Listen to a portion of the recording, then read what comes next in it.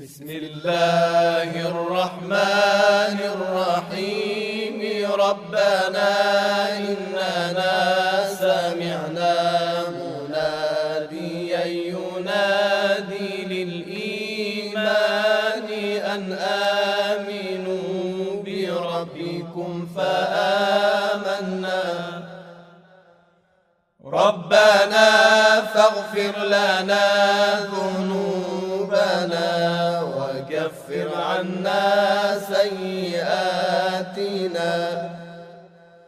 ربنا فاغفر لنا ذنوبنا وكفر عنا سيئاتنا وتوفنا مع الأبرار. أعوذ بالله السميع العليم من الشيطان الرجيم. بسم الله الرحمن الرحيم وبه نستعين وصلى الله على سيدنا محمد وعلى آله الطيبين الطاهرين. رب اشرح لي صدري ويسر لي أمري واحلل عقدة من لساني يفقه قولي. اللهم كن لوليك الحجة ابن الحسن صلواتك عليه وعلى آبائه في هذه الساعة وفي كل ساعة وليا وحافظا وقائدا وناصرا ودليلا وأينا حتى تسكن وأرضك توعا وتمتع فيها طويلا برحمتك يا أرحم الراحمين. Au nom d'Allah, le tout miséricordieux, le très miséricordieux, paix et bénédiction sur le noble de ses créatures, le saint prophète Mohammed sallallahu alayhi wa sallam, sur sa sainte famille, ses vertueux compagnons et sur ceux ou celles qui suivront sa voie jusqu'au jour de la résurrection. Que de nous aide qu'il fasse de nous des musulmans vertueux, qu'il nous guide sans cesse sur le droit chemin. Chers frères, chères sœurs, recevez la salutation de paix et de miséricorde qui est Assalamu alaikum wa rahmatullahi wa barakatuh. Alors, le sujet qui attire notre attention aujourd'hui n'est rien d'autre que la nécessité de l'existence d'un guide pour le cheminement vers Allah subhanahu wa ta'ala. Dans l'émission précédente, nous avions mis en évidence deux éléments essentiels qui étaient en fait la science et l'action, qui en fait représentent les éléments qui permettront à l'être humain de cheminer ou de voyager vers Allah subhanahu wa ta'ala. En plus de la science qui te permettrait de connaître Dieu, qui est en fait l'action, nous allons monter à la crainte d'Allah subhanahu wa ta'ala. Parce que quand on parle de la crainte de Dieu, c'est de connaître Dieu et, n'est-ce pas, de s'en éloigner de ses interdits et de se pencher vers ses ordres. C'est-à-dire connaître qu'une telle chose est interdite par Dieu, et de s'en éloigner, et savoir également quels sont nos devoirs, quel est en fait le droit d'Allah subhanahu wa ta'ala, n'est-ce pas, sur nous. Mais la chose qui nous permettrait de mieux réaliser cela, c'est d'avoir, n'est-ce pas, un compagnon. C'est d'avoir une personne qu'on pourrait dire en arabe murshid, rasoul, autrement dit. avoir quelqu'un qui va t'orienter vers Allah subhanahu wa ta'ala. Parce que une personne ignorante a besoin de quelqu'un qui maîtrise le chemin, qui a parcouru, n'est-ce pas, le chemin de la science pour l'établir, n'est-ce pas, un programme d'études. Dans la spiritualité également, nous avons besoin d'une personne qui va en fait nous orienter. Il y a en fait d'autres idéologies comme le brahmanisme, qui est en fait une religion, une philosophie, philosophie dans le sens que c'est en fait une manière de vivre, c'est en fait un raisonnement. Alors ceux-ci disent que l'être humain n'a pas besoin d'un guide. Nous ici, ce que nous voulons mettre en évidence est que l'être humain, de par sa raison seulement, ne peut pas atteindre Dieu. Alors, il a besoin d'un guide pour le permettre de pouvoir atteindre Dieu. Alors, la raison de l'être humain ne le permet pas d'atteindre Dieu. Atteindre Dieu, ce n'est pas en fait la compréhension. C'est-à-dire savoir, n'est-ce pas, la compréhension, l'existence de Dieu et quelques attributs de Dieu avec la raison, oui, on peut le savoir. Mais comment adorer Dieu?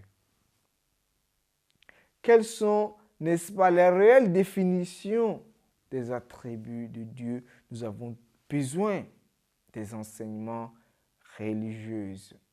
اللهم إني أسألك من عظمتك بأعظمها وكل عظمتك عظيما اللهم إني أسألك بعظمتك كلها. Nous avons besoin d'une instruction d'Allah subhanahu wa ta'ala et que cela serait par le concours d'un guide, d'un mourchid, d'un messager. Ceux-ci disent que nous n'avons pas besoin d'un guide, nous n'avons pas besoin de prophète, parce que la raison seule nous suffit pour comprendre Dieu, pour comprendre l'existence de Dieu, comprendre, n'est-ce pas, les existences. Et ceci essaye de créer des problématiques dans lesquelles ils disent que quand une personne viendra avec le titre, n'est-ce pas, de la prophétie, dit que je suis un prophète, qu'est-ce que celui-ci viendra nous enseigner? Soit il nous apportera des choses que nous connaissons déjà, ou bien les choses, n'est-ce pas, que nous ne connaissons pas, c'est-à-dire qui sont au-delà, soit les choses que nous connaissons déjà, ou bien les choses, n'est-ce pas, que nous ne connaissons pas. C'est en fait de cette manière qu'ils essayent d'évoluer. Mais nous ne jugeons pas utile même d'aborder en fait les différents attributs, les différents arguments, parce que ces arguments ne sont pas tout à fait utiles dans notre sujet, car ça va beaucoup nous prendre de temps. Et de deux, c'est en fait un sujet qui est beaucoup traité dans le dogme, n'est-ce pas, islamique. Ici, c'est pour dire qu'il y a un groupe de personnes qu'on les appelle, n'est-ce pas, les brahmanismes. Les brahmanismes, eux, dans leur conception, est que Allah subhanahu, l'être humain n'a pas besoin de guide. Car de par sa raison, n'est-ce pas, il pourrait, n'est-ce pas, comprendre Allah subhanahu wa ta'ala. Et nous disons que c'est tout à fait archi faux parce que l'être humain, de par sa raison, ne peut pas comprendre toutes choses. Il y a beaucoup de choses et même il y a beaucoup de choses que l'être humain pourrait connaître, n'est-ce pas, la généralité, mais les détails, il ne maîtriserait pas. Donc, pour ne pas que cela nous prenne le temps, je crois que nous avons jugé bon de laisser le sujet pour que cela soit traité dans Al-Ilm al-Aqaïd, dans le dogme. Alors, donc, dans notre conception, l'être humain a besoin d'un guide. Parce que lorsque nous essayons de voir l'objectif de la création de l'être humain, c'est pour que celui-ci puisse atteindre, n'est-ce pas, la perfection. Nous voulons, n'est-ce pas, atteindre la perfection. Alors, la perfection, c'est le fait de mettre en exercice, n'est-ce pas, les différentes potentialités. C'est en utilisant les différentes potentialités que nous avons, que nous pouvons, n'est-ce pas, atteindre la perfection. La perfection, ce n'est pas quelque chose qui est hors de nous-mêmes. Mais Allah subhanahu wa ta'ala nous a donné des capacités, donc des capacités que, à travers ces potentialités, nous pouvons atteindre, n'est-ce pas, cette perfection. Donc, il faudrait essayer de découvrir, n'est-ce pas, ces différentes potentialités-là. Alors, ce n'est pas tout le monde qui a cette capacité de découvrir les différentes potentialités. Alors, donc, pour pouvoir vivre, n'est-ce pas, le bonheur ici-bas et le bonheur dans l'au-delà, il faut faire vivre, n'est-ce pas, les différentes potentialités que nous avons. Dans notre vie temporaire, les gens ont travaillé afin, n'est-ce pas, de pouvoir forger, n'est-ce pas, un destin matériel, n'est-ce pas, sur Terre. L'être humain a beaucoup évolué concernant, n'est-ce pas, la vie temporaire, n'est-ce pas, concernant les médias, concernant, n'est-ce pas, l'Internet, concernant, n'est-ce pas, le transport, concernant, n'est-ce pas, le mobilier, l'immobilier. Tous ces domaines-là ont été, n'est-ce pas, comment dirais-je, l'être humain a beaucoup évolué sur cet aspect-là. Alors, donc, il a fait beaucoup de découvertes. Il est rentré réellement même dans le monde et a façonné, n'est-ce pas, le monde à sa guise. Donc, il maîtrise en fait ce monde-là, même si toute chose n'a pas été encore découverte, mais l'être humain a fait beaucoup un pas en avance. Un pas en avant dans les découvertes, pour essayer de savoir quelles sont les potentialités, n'est-ce pas, de cette terre-là, de cette ville. Alors que l'être humain, dans sa nature lui-même, il reste toujours un être inconnu. Il reste toujours un être inconnu. Alors, pour pouvoir développer, il faut connaître, n'est-ce pas, le sujet.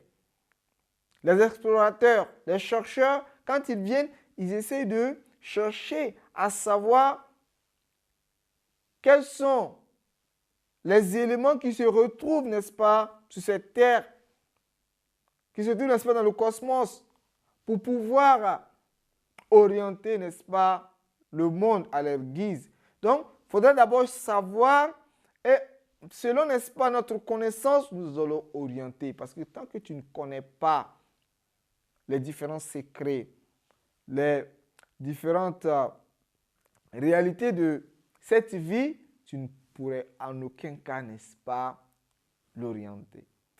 Alors, l'être humain, d'abord, il faut essayer de découvrir l'âme, découvrir le secret qui se trouve en être humain, et c'est en selon les différentes réalités que tu vas essayer de l'orienter, tu vas, n'est-ce pas, le forger une voie ou une place, n'est-ce pas, dans la vie.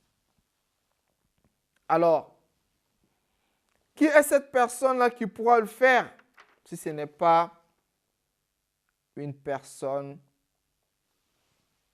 qui est en fait au-delà de toi-même. Parce que la personne qui est au même niveau de toi ne peut pas t'orienter. Donc tu as besoin d'une personne qui a parcouru le chemin, comme nous avons dit dans l'émission précédente, que nous avons besoin d'un imam ou d'une personne dont nous serons, n'est-ce pas, sûrs, nous aurons, n'est-ce pas, une quiétude lorsque nous suivons, n'est-ce pas, ses conseils, lorsque nous suivons, n'est-ce pas, ses propos, car celui-ci a parcouru, maîtrise le chemin et nous donne des informations.